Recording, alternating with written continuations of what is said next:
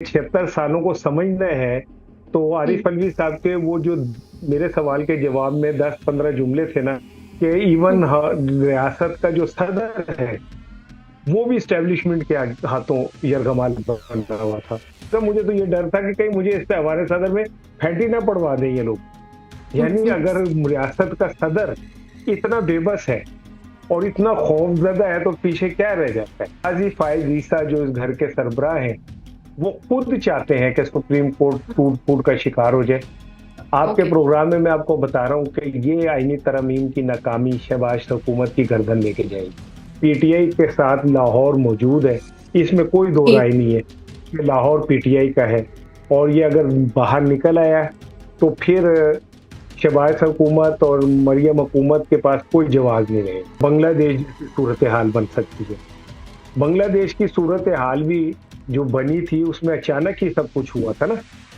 तो ये लम्बिया ने रामायश की पेंडे भी औखे ने, लेकिन जज्बा दिलगर मैं चाहूँ हर चीज मुकाबिल आ जाए, और इमरान खान के ऊपर अल्लाह की रहमत। ये मैं हुँ, हुँ। जज्बातियों के नहीं कह रहा, कि मेरी मेरी कैलकुल मैं जो देखता हूँ, उस पे अल्लाह की इतनी रहमत है कि ये जितना उसको दबाते हैं, वो उतनी ही ताकत से उभरता है। अस्सलाम वालेकुम, आप देख रहे हैं सियासत.टीके। सीनियर सहाफ़ी इसार राना साहब हमारे साथ मौजूद हैं। बहुत शुक्रिया सर आपके वक़्त के लिए। कल आपकी साबिक सदर आरिफ अलवी से मुलाकात कैसी रही और बड़े कहके बुलंद हुए, बड़े चर्चे चल रहे हैं आपके सवाल के। हाँ, हम अलवी साहब भी हमने उन्हें जब करीब से देखा, तो वो खासे जिंदा दिल आदमी है, और ज़ाहिर है तालीम याफ्ता भी हैं। तो उनसे बहुत सारे इश्यूज पे खुल के बात हुई। तो मेरे तो 2 सवाल थे। एक सवाल तो खैर बहुत संजीदा नोयत का था, और दूसरा भी खासा संजीदा नोयत का था। तो थे दोनों ही सिविल मिलिट्री रिलेशन के हवाले से। तो जब मैंने उनसे कहा कि आप कैसा महसूस करते थे, आप परवाने सदर में कैदी के तौर पे वहाँ हुँ, थे, हुँ, हुँ। तो उस पे फिर वो कहका मारा, सबने सब हँसे, लेकिन फिर उसके बाद जो उन्होंने गुफ्तगू की, वो बड़ी अलार्मिंग है। और मेरा ख्याल है कि अगर पाकिस्तान के 76 सालों को समझना है, तो हुँ। आरिफ अलवी साहब के वो जो मेरे सवाल के जवाब में 10-15 जुमले थे ना, वो 76 साल को समझाने के लिए काफ़ी।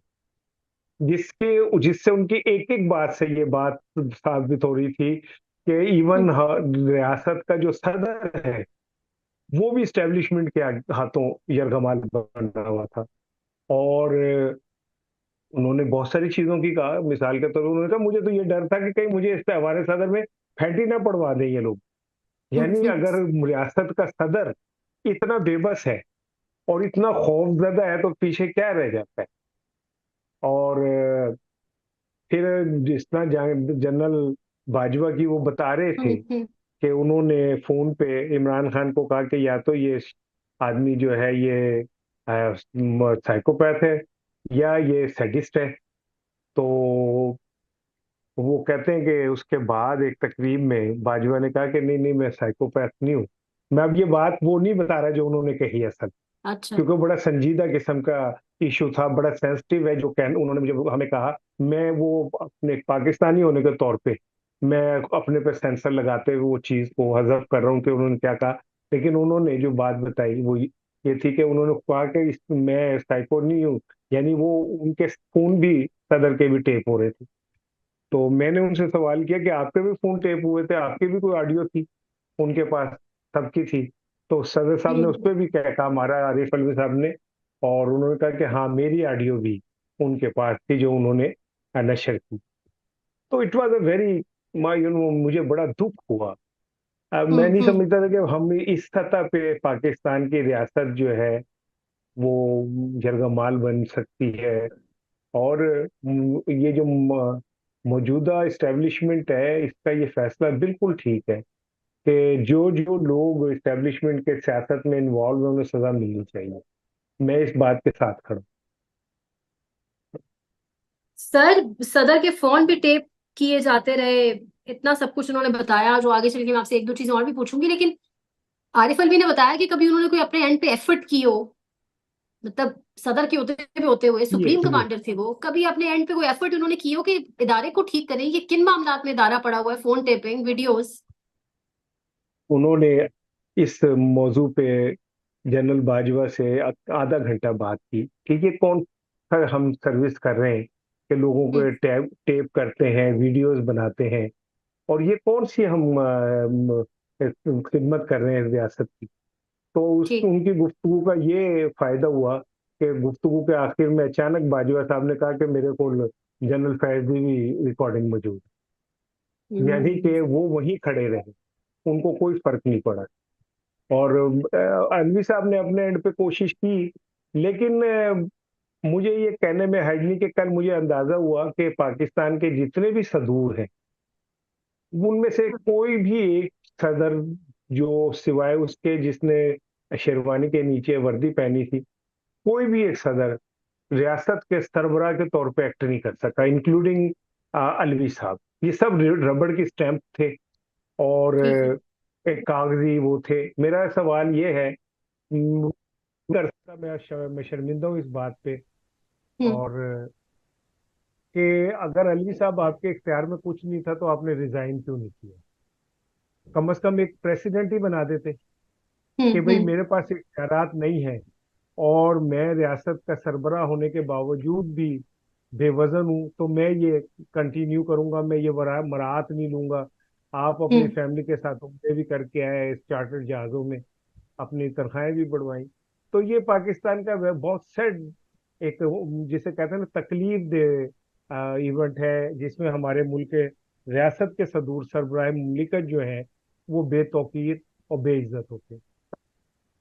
सर एक और जो चीज सदर की और आप लोगों के साथ जो मुलाकात थी उससे रिफ्लेक्ट हुई है कि अभी पिछले हफ्ते में फैसल वावडा के जो बयानात थे अरशद शरीफ के हवाले से, जो उन्होंने बातें की कि कौन मुलव्वस था कौन नहीं, बाजवा साहब भी वही कुछ समझते हैं जो आज फैसल वावडा साहब समझ रहे हैं। और फैसल वावडा को कहाँ से आती है डायरेक्शंस, यानी बाजवा साहब और अभी जो मौजूदा क्यादत है एक पेज पर है, खास तौर पे अरशद शरीफ के मर्डर वाले मामले को लेकर। पहले आप वाउडा साहब की सुन लें। वाउडा पाकिस्तान की तारीख के अंदर वाहिद सेनेटर है जो हम्म। आजाद खड़ा हुआ और जिसे पीपल्स पार्टी और मुस्लिम लीग नून ने वोट दी। ठीक। इतने ये गुलाम हैं, ये दोनों जमातें, हम्म। कि वही वाउडा फिर आज इन्हें कह रहा था कि ये नाहल और निकम्मे लोग हैं। और वही वाउडा अब इनको रोज जूतियां मारता है। और हम्म। बाजे इस बात की तब कि अरशद शरीफ के कत्ल के हवाले से तो अलवी साहब का ये कहना था कि मेरी बात हुई बाजवा साहब से, और मैंने उन्हें कहा कि ये बहुत अफसोसनाक है। तो उन्होंने कहा कि जी, आपका बंदा ही था मुराद सईद जो गाड़ी में बिठा के उसे लेके गया। अच्छा। तो कहते मैंने उस पर उन्हें कहा कि आपने उन्हें लैंड नहीं करने दिया दुबई, तो उसे फिर मजबूरन कीनिया जाना पड़ा। उन्होंने कहा नहीं, हमने तो नहीं ऐसे किया। उन्होंने कहा तो और कौन लोग थे जिन्होंने उसको नीचे बुलाने की कोशिश की थी, और वो कीनिया हम्म। चला गया? तो कहते उस पर बाजवा साहब ने कहा कि वो तो कीनिया से पहले लंदन गया है। तो कहते मैं हैरान हुआ कि बाजवा साहब को तो ये भी नहीं पता कि अरशद शरीफ लंदन गया था या नहीं गया था। कहते मैं भी थोड़ा सा वो हो गया कि शायद गया और मुझे ना पता चले। तो आई थिंक सो कि सम हाउ बाजवा साहब भी बहुत सारी चीजों से अवेयर नहीं थे। ओके। यानी उन्हें भी ये बताया गया था कि वो लंदन जा रहा है, ये चला गया या क्या है। इवन सदर मुमलिकत को उन्होंने कहा, जब सदर अलवी ने कहा कि नहीं वो लंदन ही गया, तो बाजवा साहब ने कहा कि आप कैसे सदर हैं कि आपको ये भी नहीं पता कि वो लंदन गया? हम्म। तो ये मुझे ऐसा लगता है कि बाजवा साहब को भी वो असल वो नहीं पता था, और अलवी साहब को तो बिल्कुल नहीं पता था। मुमासलत कितनी दिखी है आपको बाजवा साहब की आदात में और मरियम नवाज की? वीडियोस वीडियोस खेल रहे हैं दोनों। देखिए, एक माइंड सेट है, हाँ। और ये ठीक। माइंड सेट बाजवा साहब में तो इसलिए कि वो इस्टेब्लिशमेंट की कंटिन्यूटी है, डेफिनेटली हम्म। उनमें तो वही माइंड सेट होगा। हम्म। मरियम कंटिन्यूटी है उस इस्टेब्लिशमेंट की गोद में पलने वाले बच्चों की। उनके वालिद मोहतरम 1981 में जियाउल हक की गोद में बैठे, उन्हें रूहानी बाप कहा। एक जनरल को कोठी बना के दी, फिर वजीर खजाना बन गए। फिर उसके हम्म। बाद वो उन्होंने जियाउल हक साहब की उंगली पकड़ के, और जिसने मुल्क तोड़ा और जिसने आइन बनाने वाले को फांसी दी, ये आइन बना तोड़ने वाले के साथ खड़े हुए। और आइन हम्म। बनाने वाले को इन्होंने कहा कि ये कुत्ते नहलाने वाले लोग जो हैं। तो वो हम्म। कंटिन्यूटी तो चल रही है। नवाज शरीफ ने अपने जलसे में जुल्फकार अली भुट्टो शहीद का नाम लेके कहा था कि ये कुत्ते नहलाने वाला, ठीक है, और ये हाँ हाँ मुल्क तोड़ने वाला। ठीक है ना, आज ये बहुत ज्यादा चे गवेरा बन रहे हैं और बातें कर रहे हैं, तो इन्होंने तो भुट्टो साहब को मुल्क तोड़ने वाला करार दिया था। और ये आइन बनाने वाले के कत्ल में, आइन को, उस शख्स को कत्ल करने वाले डिक्टेटर के हम्म। को रूहानी बाप कहते थे। तो मरियम में अगर ये सब कुछ है तो कोई ये हैरानगी की बात नहीं है। ये हाँ कंटिन्यूटी है, वो एक लेगेसी लेके चल रही है जो अपना आगे तक लेके जा रही है। सर, आखिरी सवाल आपसे ये मुलाकात के हवाले से, फिर आगे चलते हैं। ये जनरल सरफराज के घर नहीं जाने दिया, आरिफ अलवी साहब ने आप लोगों से शेयर किया, कोई ऑफ द रिकॉर्ड उन्होंने बात बताई हो कि क्या वजह थी? मतलब वो कौन से डॉट्स हैं जो कनेक्ट होते थे कि बाजवा साहब को इतना खौफ था कि भाई यहाँ जाके ताजियत नहीं करनी, क्या वजह थी? मेरा ख्याल है कि आ, मेरी अपनी राय है कि एक तो वो ये नहीं चाहते थे कि पीटीआई और शोधा के दरमियान एक ब्रिज बने। कनेक्शन। ओके। हाँ, ओके। ठीक है ना, वो ये चाहते थे कि ये गैप बना रहे।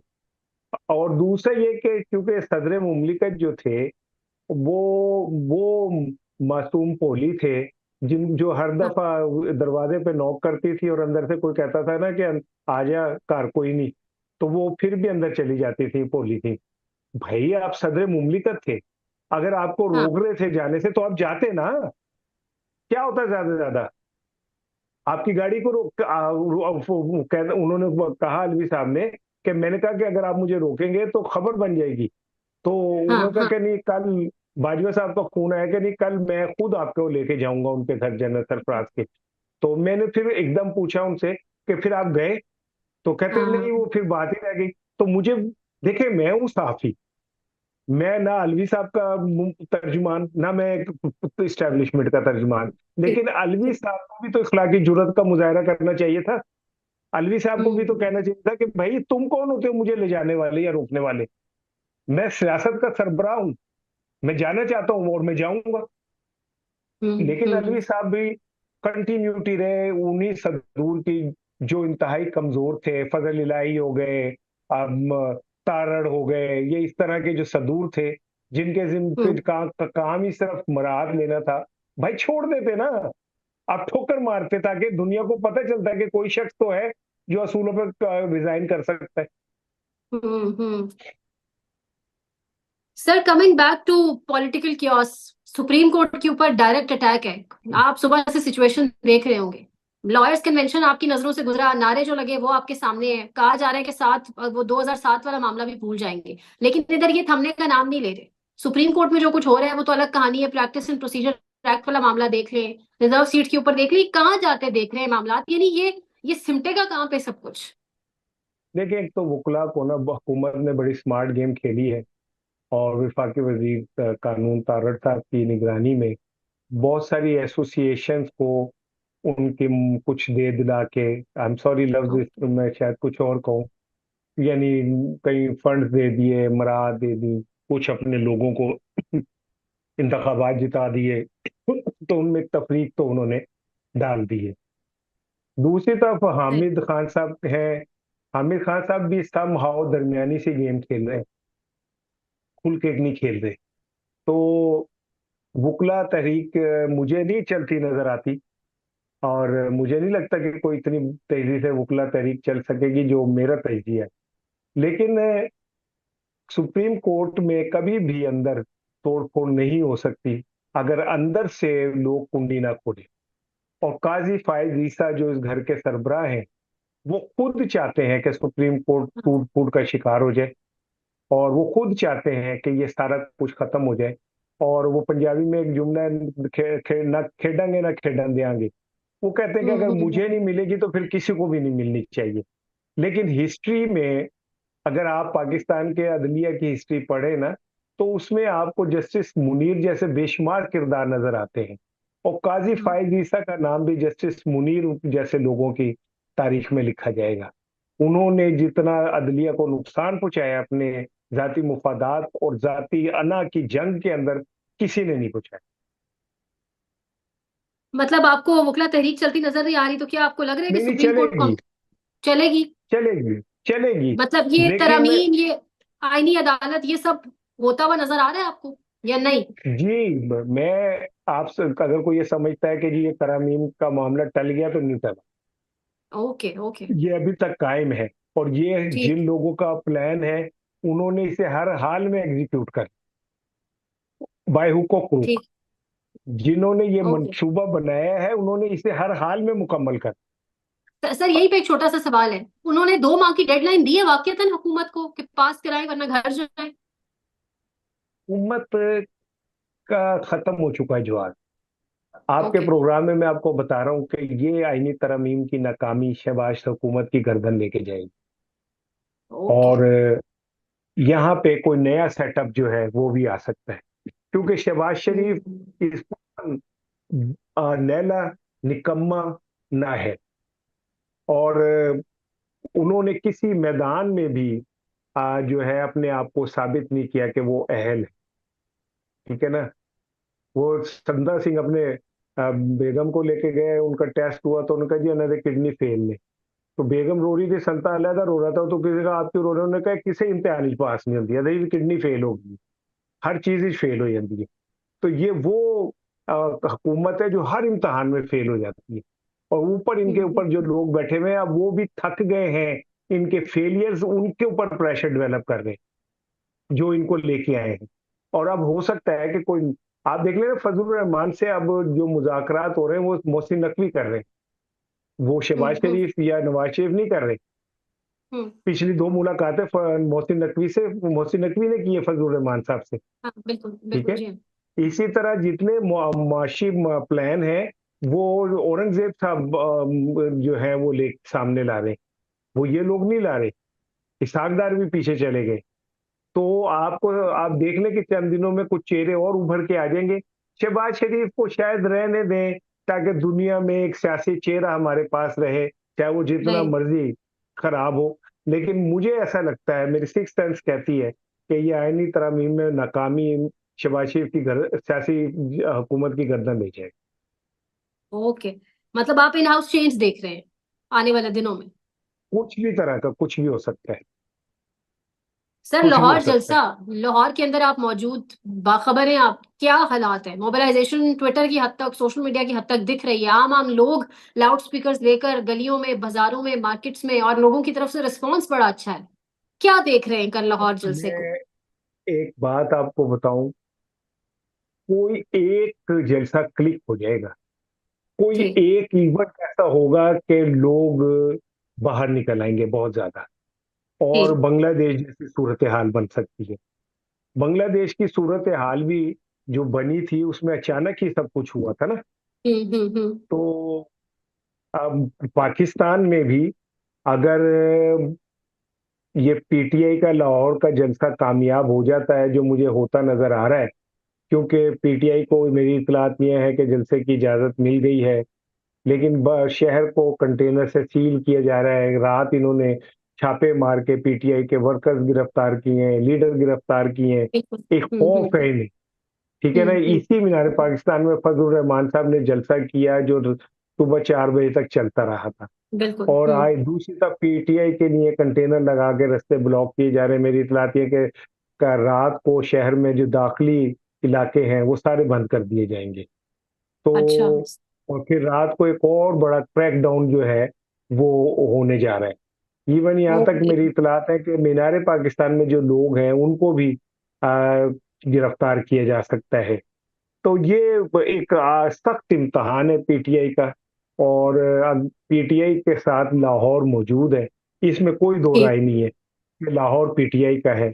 और ये अगर बाहर निकल आया, तो फिर शहबाज हुकूमत और मरियम हुकूमत के पास कोई जवाब नहीं रहे रहने का। मतलब इनके दिन गिने जाएंगे फिर? गिने जाएंगे नहीं, गिने जा रहे हैं। जा रहे हैं, ठीक हो। ये काउंटिंग तो जारी है। ये नहीं कि अभी स्टार्ट नहीं हुआ, काउंटिंग जारी है, काउंटिंग तो हो रही है। और इमरान खान की बाहर आने की काउंटिंग वो कहाँ पहुंची है? इमरान खान अब तभी आएगा जब उसके हाथ में पूरी गेम आ जाए। उसे कोई जल्दी कितना नहीं है। कितना परसेंट उसे रहेगी ये गेम आपके अंदाजे में? 100% में से कितनी? नहीं, अभी तो हनूज दिल्ली दूर है। ओखे ओके। पेंडे लमिया ने रामा इश्क दिया। तो ये लंबिया ने रामायश भी है, पेंडे भी औखे ने, लेकिन ए जज्बा दिलगर मैं चाहूं हर चीज मुकाबिल आ जाए, और इमरान खान के ऊपर अल्लाह की रहमत। ये मैं हम्म। जज्बातियों के नहीं कह रहा, कि मेरी मेरी कैलकुल मैं जो देखता हूँ उस पे अल्लाह की इतनी रहमत है कि ये जितना उसको दबाते हैं वो उतनी ही ताकत से उभरता है, हम्म। और उतना ही पॉपुलैरिटी की पाकिस्तान में आज तक जुल्फकार अली भुट्टो शहीद को भी शामिल कर लेना, इतनी पॉपुलैरिटी किसी लीडर को नहीं मिली। इवन ये कि कायदे आजम रहमतुल्लाह अलैह हम्म। मुतफिका हमारे रहनुमा थे, लेकिन सिंध में खोड़ो और बाकी लोग जो थे वो अक्सरियत में थे।